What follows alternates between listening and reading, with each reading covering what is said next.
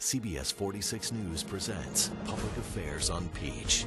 Good Saturday morning, everyone, and welcome to Public Affairs on Peach. I'm Bobby Capel. For the next half hour, we will dive into a topic that often gets overlooked when it comes to diseases in America. You hear a lot about heart disease and cancer, but cystic fibrosis may affect more people than you think. CF is a genetic disease that afflicts 30,000 children and adults in the United States and 70,000 people around the world.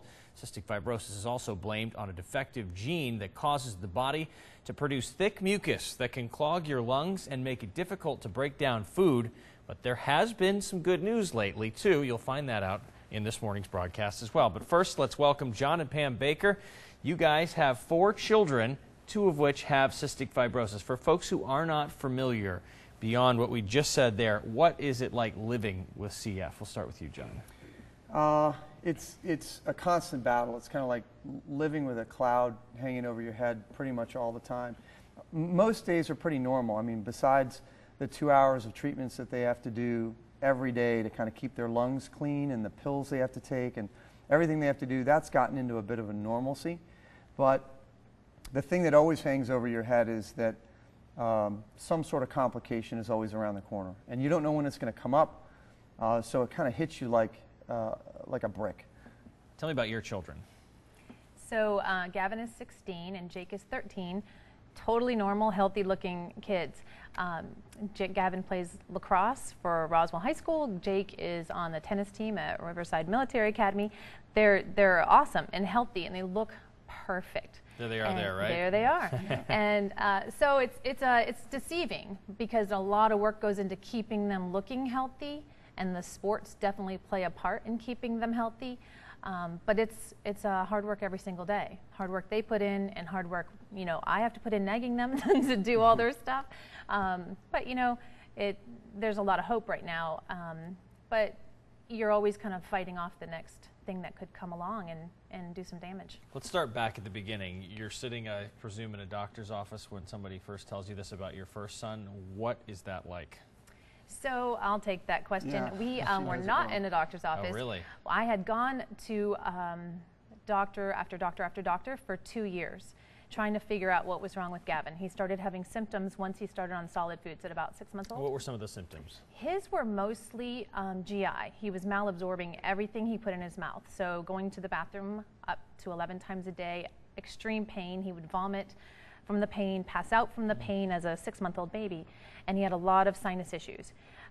So what was happening is every doctor was looking at their piece of the puzzle instead of looking at the whole picture.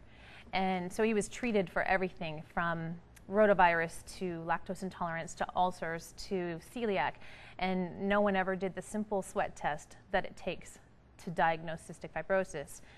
So 2 years later, our ENT actually discovered a polyp in his nose, and that's when I went and looked it up, and sure enough saw every symptom he had for cystic fibrosis and called all the doctors back and I said, has he been tested for this yet?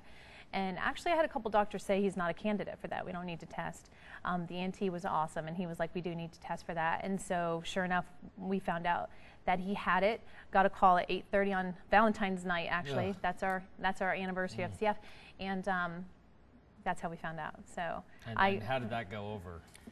Well, it was tough. I mean, you go from having one life that you have envisioned to really having no idea what's going to happen. We didn't know anything about it except for the fact that it was life shortening. You know, average life expectancy at that time was 31, and life was a lot different. We didn't know if they were going to be able to play sports. We didn't know if they were going to be able to go out. We didn't know if they were going to be able to go to public school. It was just totally different. It's like this trip that you're going on is all of a sudden canceled and changed, and you have no idea what's coming next. And to add salt to the wound, Pam was pregnant, 6 months pregnant, when Gavin was diagnosed. And we didn't know whether Jake had it or not. So she got an amnio, and that came back positive. So Jake also had CF. So now we got 2 kids. Our only 2 kids are both going to be dealing with this disease. So it was life-changing. Tell us how this actually works, because both parents have to be carriers of a certain gene in order to get there. Is that right? Yeah. So and you may not even know you're a carrier. You don't. Yeah. There's 10 million people nationwide that are unknown carriers of the disease. So we were 2 of those people. So if you have a child, they've got a 25% chance of having CF if you have 2 parents that are carriers. And we got unlucky twice. And so that's basically what happens. And then you had 2 more kids, and thankfully they didn't have any issue with CF, right? And that just goes to show the roll of the dice. All right, take me back to those first years and dealing with some of the symptoms and how, I mean, the one that everybody knows is kind of patting the back, right, to break the mucus up. Take us through what lifestyle changes you guys had to deal with. So what a lot of people don't know about cystic fibrosis is that it's a really ostracizing disease. People with CF can pass bacteria to each other that won't affect us, but it affects them. So they're supposed to be, for infection control purposes, 6 feet apart at all times. People with CF. All people with CF. The CF Foundation has those policies in place that they can't be at the same events. They can't be at any place because they can cross-contaminate. Yeah, so they're 2 boys who are going to wrestle and play and probably spit on each other. And so we're so that was a challenge from the beginning. Separate bathrooms, separate treatment places. Gavin does his in his room, and Jake does his in the downstairs office. All the stuff has to be sanitized all the time.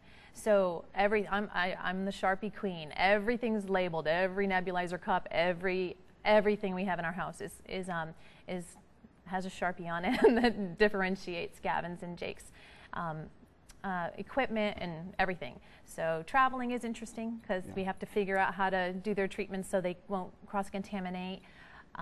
Bring all the equipment and everything else that goes with it. It's a lifestyle, really. It's totally lifestyle changing. You have to adapt to it. And if somebody came into our life and just wasn't part of that life, they would be hard pressed to adjust to it. But like anything, you kind of expand to your normal. And then the thing with CF is that normal always changes. So it's always challenging you. It's always pushing you to kind of go to that next level and figure out that next thing. And Pam has been amazing at that. She is like Mama Bear, and she has done a great job of keeping them healthy and keeping them going long enough so that we can get some of these great drugs and therapies that are coming down the pike, and participating in these raising events and the things that we're doing. Things we're going to cover in this show. Well, I want to thank you guys for coming in. Coming up, we actually sit down with one of the foremost experts when it comes to cystic fibrosis. He says the diagnosis is not as dire as it used to be, so stay with us for that.